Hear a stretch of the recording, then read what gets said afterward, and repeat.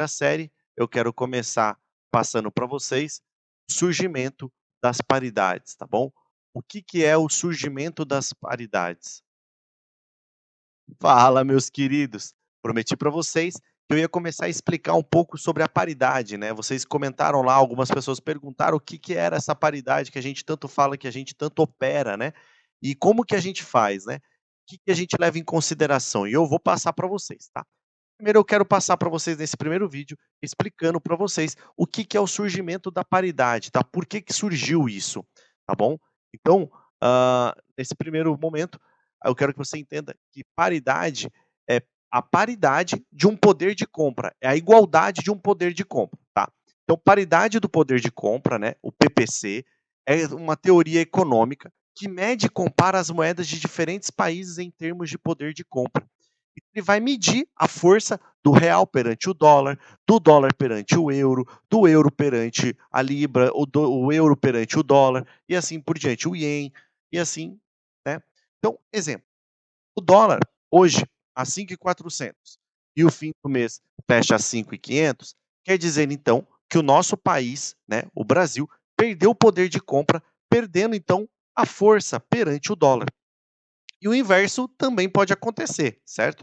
Podemos ganhar força perante o dólar. Então, principalmente, então vamos trazer para o dia a dia, quando a gente fala, o dólar está numa tendência de baixa. Se o dólar está numa tendência de baixa, é porque ele está o quê?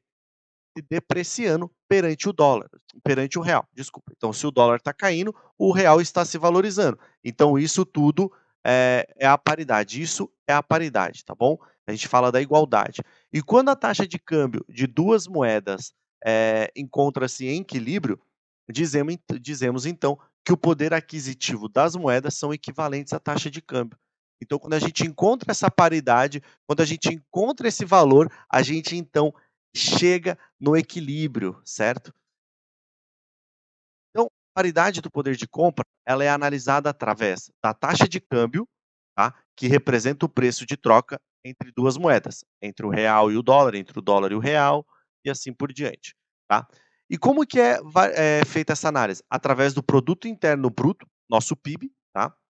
A inflação do país, isso dita muito, por quê? Porque ela interfere nos juros e os juros interferem diretamente no câmbio, tá bom? Instabilidade política, instabilidade política. Pois é, a instabilidade política ela afeta sim na paridade do câmbio. Por quê? Porque uma instabilidade política pode gerar um problema, né, econômico, pode gerar taxas de inflação, taxas de juros mais altas, e taxas de juros mais altas pode sim acontecer de inadimplência maior do país, o país ter uma inadimplência maior com os seus credores, né? Estes são os fatores que são analisados para se concluir a paridade de compra, tá bom? Então, lembra sempre disso. Analisada através da taxa de câmbio, né, que é representada ali pelo dólar à vista e etc. Produto interno bruto, PIB, que é muito importante. A inflação do país vai afetar muito, tanto que a gente está com a inflação alta, nós estamos com taxa de juros altas, e o dólar está onde? Está alto. Por que, que o dólar não cai de uma vez? Por causa das nossas taxas de juros, por causa dos juros altos, tá bom? Instabilidade política, isso também está afetando muito o dólar cair. Por isso que a gente vê ali, ele desce, sobe, porque não está tendo uma confluência, não está tendo uma paridade nos dados, né? Não conseguindo equalizar um valor correto. E estes são os principais fatores, né? Então, quando a gente está falando da paridade, a gente entende que ela serve para manter o equilíbrio entre as moedas. O mundo todo tenta manter a sua paridade com quem hoje? Com o dólar, que é a moeda de câmbio mundial.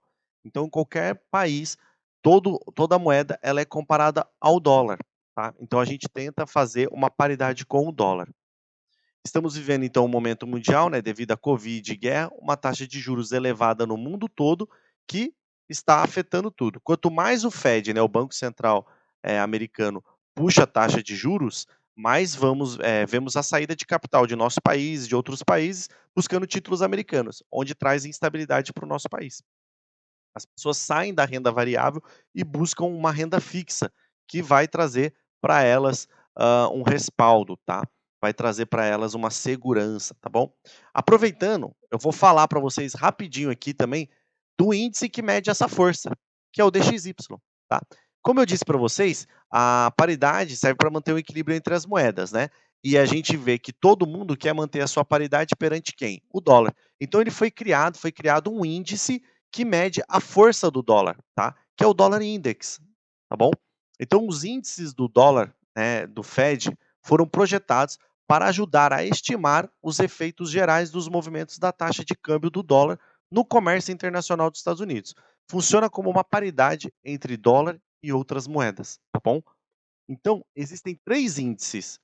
Um deles é o amplo, tá? Que é o IMM, International Monetary Market, não falo inglês, mas ele calcula 7 moedas. Ele pega as 7 moedas principais e compara perante o dólar, tá bom? Deixa eu puxar meu rosto para cá agora, aqui, ó. Ele vai? Ah, não vai. Então vai ficar um pouquinho tampado aí, mas dá para vocês verem. Vamos lá, ó. Então, o segundo é o AFE, que não está aparecendo aí, mas é o AFE, que é Economias Estrangeiras Avançadas, tá bom? A tradução. E o EME, que são economias dos mercados emergentes. Esses 3 índices estão dentro do DXY, tá bom? Tá?